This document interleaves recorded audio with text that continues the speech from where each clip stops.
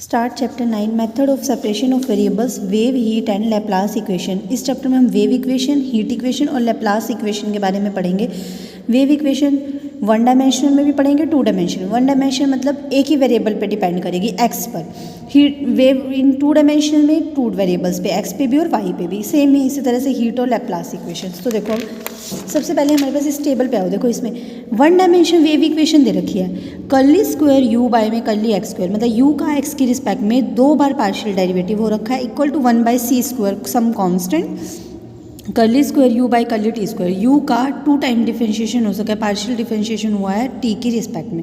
यह है one dimensional wave equation.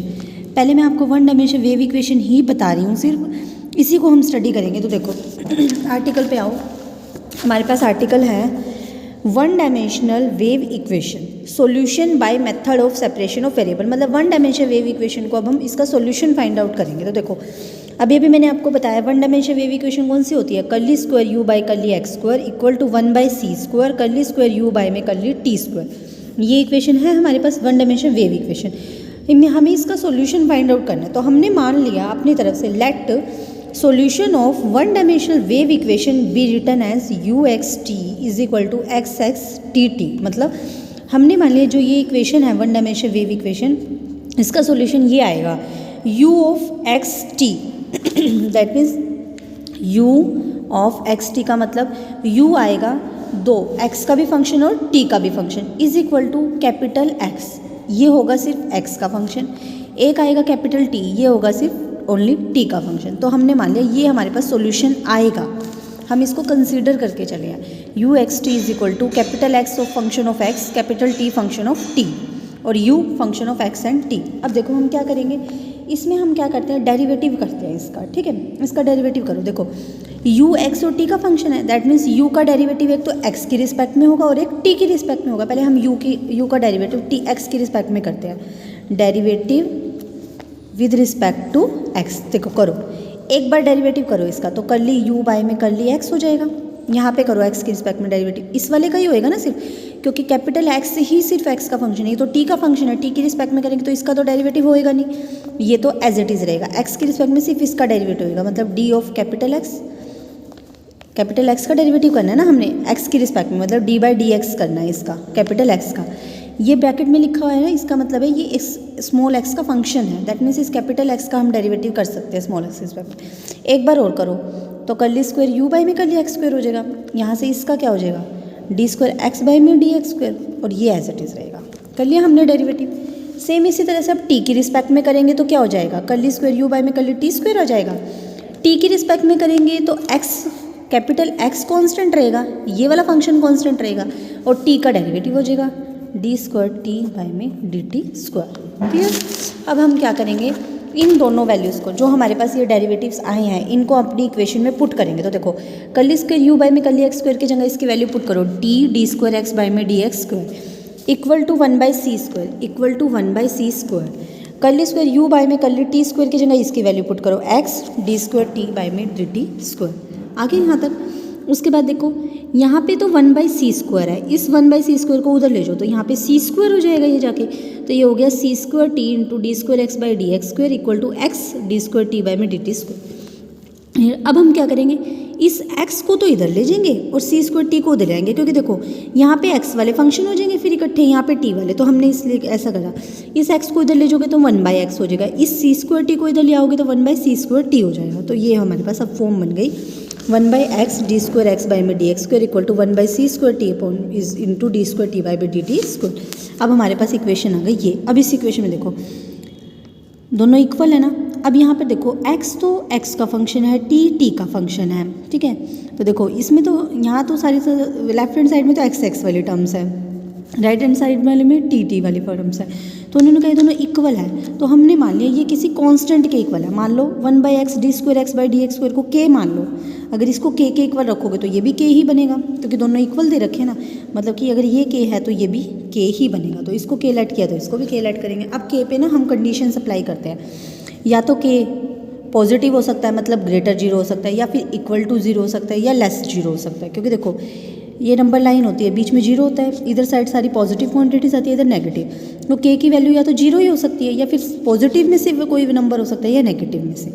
तो हम फर्स्ट केस करके लेके चले हैं के ग्रेटर जीरो। पहले हम पॉजिटिव का केस लेके चले हैं, तो उस केस में हमने के को मान लिया पी स्क्वायर। तो देखो अब पुट करो वैल्यू इसमें, 1/x d square x by में डी एक्स स्क्वायर, के की जगह पी स्क्वायर, सेम यहाँ पर भी 1/c square T D square T by में डी टी स्क्वायर, के की जगह पी स्क्वायर। ठीक है, अब सॉल्व करते हैं। देखो इस 1/x को उधर ले जाओ तो क्या हो जाएगा, पी स्क्वायर 1/x को उधर ले जाओगे तो x हो जाएगा। सेम यहाँ पर 1/c स्क्वायर टी को उधर ले जाओगे c स्क्वायर टी हो जाएगा। अब यहाँ से इसको इधर लेके आओ, माइनस का हो जाएगा इक्वल टू जीरो। सेम यहाँ पर भी। अब सोल्व करते हैं इक्वेशन। देखो ऐसी इक्वेशन को कैसे सोल्व करते हैं, देखो ये हमारे पास क्या दे रखा है, डी स्क्वायर एक्स बाई में d x square equal to क्या है, minus P square into capital x equal to zero, ये दे रखा है ना। तो देखो डी स्क्वायर बाई में डी एक्स स्क्वायर, इसको हम क्या मान लें, एम स्क्वायर मान लें। तो इसको मान लिया हमने एम स्क्वायर। यहाँ पे से देखो सबसे पहली बात, कैपिटल एक्स कॉमन आ रहा है ना, बचा क्या, सिर्फ डी स्क्वायर बाई में डी एक्स स्क्वायर बचा और यहाँ से पी स्क्वायर बचा, capital x equal to zero. तो इसको देखो, इस d square by D x square को मैंने एम स्क्वायर मान लिया, माइनस का P square as it is, capital x equal to zero. इसको जीरो के इक्वल रखो, m square minus P square को जीरो रखोगे तो एम स्क्वायर किसके इक्वल आ जाएगा, पी स्क्वायर के, और एम प्लस माइनस पी के। तो देखो आपने प्रीवियस चैप्टर्स में किया था, जब हमारे पास दो रूट्स डिफरेंट आते हैं तो सॉल्यूशन क्या बनता है, C1 इंटू में ई की पावर में एक बार प्लस के साथ px प्लस C2 ई की पावर में एक बार माइनस के साथ। सेम यही हम यहाँ पर करते हैं। तो यहाँ पर भी देखो प्लस माइनस पी आ गया, तो C3 कांस्टेंट के साथ ई की पावर में पी सी इंटू टी, क्योंकि ये टी वाला था तो यहाँ टी फॉर ई की माइनस पी सी टी। तो दो इक्वेशंस आ गई। अब देखो अब हमने ये सारी वैल्यूज़ अपने पुट कर देनी है। हमारा सॉल्यूशन हम क्या लेके चले थे, u x t equal to x की वैल्यू अभी हमने निकाली है C1 ई की पी एक्स प्लस C2 ई की माइनस पी एक्स इंटू क्या होता है टी की वैल्यू भी हमने अभी निकाली है C3 ई की पी सी टी प्लस C4 ई की माइनस पी सी टी। तो ये हमारे पास सॉल्यूशन आ गया। क्लियर है सबको। सेम अब इसी तरह से हम अगला केस लेके चले, के को हम जीरो मान रहे हैं। जब के को जीरो लोगे तो देखो पुट करो अब यहाँ पर 1/x d square x by D x square को के लिया था, इसका मतलब यहाँ जीरो हो गया। सेम यहाँ पर 1/c square T D square T by d T square equal to k लिया था, ये भी हो गया जीरो। अब इसको सॉल्व करते हैं। तो देखो ये है 1/x d square x by में d x square equal to zero. अभी ये लेके चले हैं ना हम जीरो वाला केस। देखो 1/x को उधर ले जाओगे तो ये भी जीरो हो जाएगा। ठीक है, अब देखो एक बार इंटीग्रेशन करोगे, इसका एक बार इंटीग्रेशन करोगे तो ये एक बार डेरिवेटिव कम हो जाएगा, dx बाई डी एक्स आ जाएगा, और जीरो को डेरिवेटिव करोगे तो कांस्टेंट आ जाएगा। C4 तक कांस्टेंट यूज़ हो चुके हैं, तो अगला कांस्टेंट हम लेके चलें C5।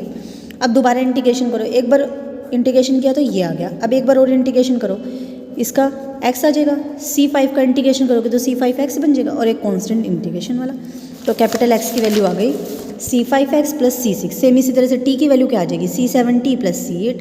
अब वही UXT में पुट करो, UXT हमारा क्या होता है, हम लेके चले थे कैपिटल X इंटू में t। तो देखो UXT कैपिटल X की जगह इसकी value C5x plus C6, t की जगह इसकी value C7t plus C8। Clear. अब नेक्स्ट केस, जब आप k को क्या लेके चलोगे, लेस देन जीरो का मतलब नेगेटिव नंबर लेके चलो, तो हम माइनस का p स्क्वायर लेके चले इसको। ठीक है, तो अब देखो कैसे करेंगे, 1/x d square x by D x square equal to k था, अब के की जगह क्या ले लिया, माइनस का पी स्क्वायर, तो हो गया 1/x d square x by D x square equal to minus का पी स्क्वायर। ये एक तो हमारे पास था 1/c square t into d square T by d T square equal to k की जगह क्या ले लिया, माइनस का पी स्क्वायर, तो हो गया 1/c square T D square T by में D T square minus P square. अब वही सॉल्व करो, सेम यहाँ पर इसी तरह से पहले 1/x को उधर ले जाओ तो यहाँ पे जाके ये क्या हो जाएगा, कैपिटल X हो जाएगा, फिर इसको उधर ले आओ, ये प्लस का हो गया। सेम यहाँ पे भी यही चीज़। अब देखो वही मैंने अभी भी आपको करवाया था, x कॉमन कर लो, बचेगा क्या, D square by D x square plus P square, D square by D x square को क्या मानते हैं, M square plus P square equal to zero. यहाँ से m की वैल्यू क्या आ गई, देखो M square plus P square equal to zero, तो M square equal to minus का पी स्क्वायर हो गया। अंडर रूट करो दोनों तरफ, तो ये क्या हो जाएगा, अंडर रूट, माइनस का अंडर रूट क्या होता है, आयोटा, पी स्क्वायर का पी और अंडर रूट के नाम का प्लस माइनस, हो गया प्लस माइनस आयोटा पी। यहाँ से आ गया plus minus iota p c. अब आपने देखो प्रीवियस चैप्टर्स में किया था ना, अगर आयोटा की फॉर्म में रूट्स आते हैं तो हम कैसे लिखते हैं, C9 cos P X plus C10 sine P X. Same इस तरह से कॉन्स्टेंट के साथ कोस पी सी टी साइन पी सी टी। वही अब उसमें पुट कर दो, देखो UXT क्या था, x इंटू टी, एक्स की जगह x की वैल्यू, t की जगह t की वैल्यू, तो ये हमारे पास सॉल्यूशन आ गया। ठीक है, क्लियर है सबको ये सॉल्यूशन। इस सॉल्यूशन को इतना ही रहने दो, बेशक ये मत बनाओ, ठीक है, इस सॉल्यूशन को इतना ही रहने दो, यहाँ तक कर लो। क्लियर है सभी स्टूडेंट्स को? तो हर केस, अलग अलग केस में अलग अलग सॉल्यूशंस आए हैं हमारे।